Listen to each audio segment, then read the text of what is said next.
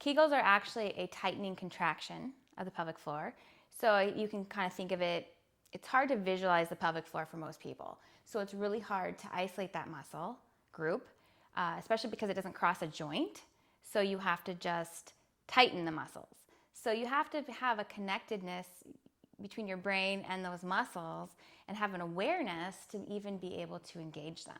So it's not like, for example, your bicep, it moves your elbow, right? So if I want to tighten my bicep, I can move my elbow and it will shorten, or I can lengthen it like this. The pelvic floor is so different because you're not moving a joint, so it's hard to conceptualize.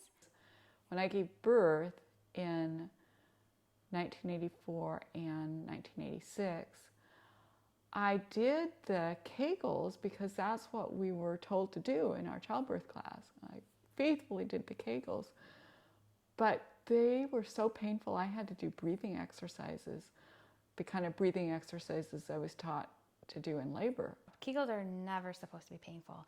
And that's the biggest misconception, is that everybody needs to do Kegels if they're having a pelvic floor issue. That's not the case. And actually, I don't do Kegels unless we've dealt with the muscle pain, trigger points, any tension that might be held in those muscles.